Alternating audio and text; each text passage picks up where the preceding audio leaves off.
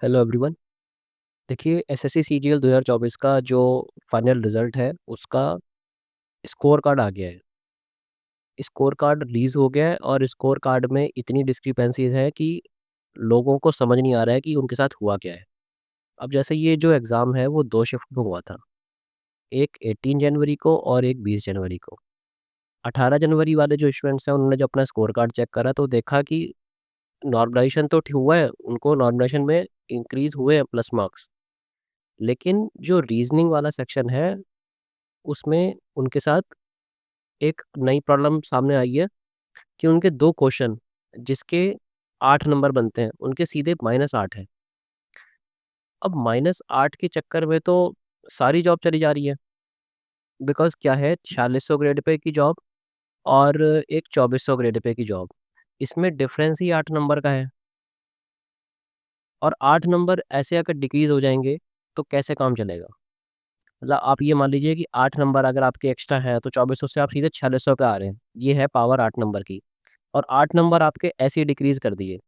तो इनके पीछे क्या ऐसा रीज़न है? अगर क्वेश्चन चेंज करे हैं, तो पहले तो उनके आंसर सही थे, इसका मतलब एसएससी ने उन्हें सही माना था। फिर बाद में अगर बच्चों ने, स्टूडेंट्स ने उसे उस पे ये लगाया था कि ये गलत है, तो फिर बाद में कैसे क्वेश्चन ये गलत हो जाते हैं? जब पहले सही थे और एज़ सच तो किसी ने देख नहीं पाया था कि आंसर कुछ गलत था उसमें। फिर ये अचानक से गलत हो जाते हैं और -8 हो जाते हैं और बच्चों की ज़िंदगी हो जाती है बर्बाद। क्योंकि -8 की वैल्यू तो है नहीं कि थोड़े से नंबर डिक्रीज़ कर दिए और कुछ फ़र्क नहीं पड़ेगा। यहाँ -0.5 से फ़र्क पड़ रहा है और यहाँ -8 हो जाते हैं अचानक से। अब 20 वालों की प्रॉब्लम ये है कि नंबर कम है तो डिक्रीज़ हो रहे हैं, चलो ठीक है, चलेगा कि नंबर बहुत कम है।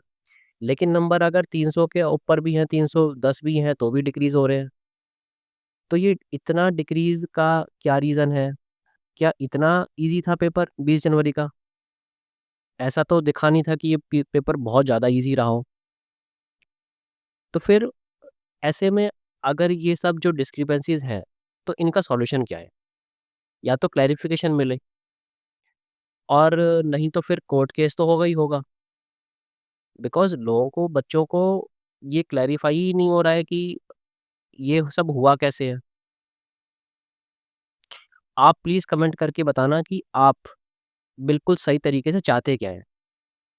जैसे होना क्या चाहिए, अगर ये जो सब चीज़ें हुई हैं, तो ये हुई क्यों है?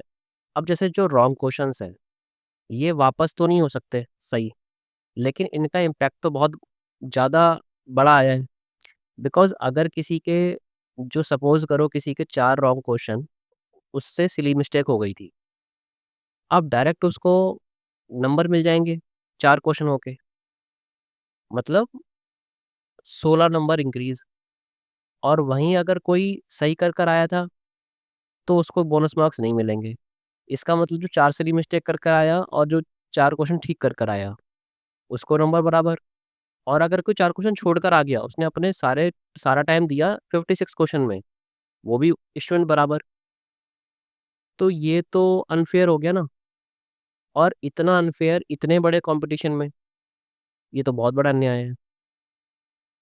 बिकॉज़ जहाँ पर ए एक स्टूडेंट अपने 1-1 मिनट, 1-1 सेकंड बचा-बचा के लड़ रहा है, 0.5 मार्क्स के लड़ रहा है, एक-एक क्वेश्चन, एक क्वेश्चन जीके के लिए पूरा-पूरा चैप्टर कवर कर रहा है, वहाँ पर इतनी बड़ी प्रॉब्लम कि 16 मार्क्स इधर-उधर हो जाते हैं। बिकॉज़ जब एक स्टूडेंट अपनी जीके की तैयारी करता है, तो एक छोटे से चैप्टर अगर हम एग्ज़ाम्पल ले लें, जैसे सेंसस।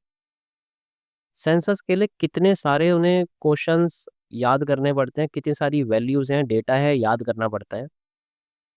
तब जाके कहीं उसको ये होता है कि हाँ, शायद मुझे +3 नंबर मिल जाएँगे अगर क्वेश्चन आया। और सोचो अगर पेपर में क्वेश्चन नहीं आया वो, तो उसकी पूरे जो उसने याद करा सब बेकार। मतलब एक बताने की वैल्यू ये है कि 3 नंबर के लिए इंसान कितनी मेहनत करता है और यहाँ 16 नंबर फ्री के मिल जाते हैं। तो क्या जो एसएससी का एग्ज़ाम है, अब मेहनत से मिलेगा, हार्ड वर्क करना पड़ेगा या फिर बस आपको एंड में लक डिपेंड करता है कि अगर आपको रॉन्ग क्वेश्चन के नंबर मिल जाते हैं, तो आप बाकी कितने बच्चों से आगे निकल सकते हैं, क्योंकि 16 मार्क्स का भी डिफरेंस आ रहा है। और मैंने तो जस्ट एग्जांपल लिया है 16 का। 9 क्वेश्चन गलत हैं 18 की शिफ्ट में, 20 वाली शिफ्ट में 10 क्वेश्चन गलत हैं। तो ऐसे कितने स्टूडेंट्स रहे होंगे जिनके 16-16 नंबर सिर्फ फ्री के मिल गए होंगे? तो प्लीज़ आप ज़रूर कमेंट करके बताना कि आप क्या चाहते हैं कि क्या हो जाए, जो आपको ये लगे कि हाँ, आपके साथ सही होगा, उसके बाद न्याय हो जाएगा आपके साथ। आप जस्टिस को किस तरीके से देखते हैं? क्या चाहते हैं आप? जैसे कुछ ऐसी चीज़ें हैं जो अगर ये रिज़ल्ट रिवाइज़ होता है, तो ठीक हो सकती हैं, और कुछ चीज़ें ऐसी हैं जो जैसे रॉन्ग क्वेश्चंस ये कभी हट नहीं सकते, तो जब तक री-एग्ज़ाम नहीं होगा, तब तक कुछ नहीं हो सकता। लेकिन अब री-एग्ज़ाम में प्रॉब्लम क्या है? जिनका सिलेक्शन हो गया है, उनकी क्या गलती है कि वो दोबारा एग्ज़ाम क्यों दें? तो सिचुएशन ऐसी है कि अगर री-एग्ज़ाम होता है, तो भी स्टूडेंट्स फँसेंगे। भई जिनको जॉब मिल चुकी है, जिनका नाम आ चुका है, वो दोबारा एग्ज़ाम नहीं दे सकते हैं। उनके साथ तो लाइफ़ में इससे बड़ी कुछ गलती नहीं हो सकता है। तो कमेंट करके ज़रूर बताना कि आपको क्या सही लगता है। एक बहुत इम्पोर्टेंट बात लास्ट में, कि अगर आपको कोई भी प्रॉब्लम लगती है आपके रिज़ल्ट में, आपके स्कोर कार्ड में, तो प्लीज़ बताना कि आपकी शिफ्ट कौन-सी थी 18 या 20, और अपने सामने प्रॉब्लम लिख देना कि मुझे ये प्रॉब्लम आ रही है। ये बहुत इम्पोर्टेंट है कि एक बार क्लियर हो कि लोगों को प्रॉब्लम क्या-क्या आ रही है। Thank you.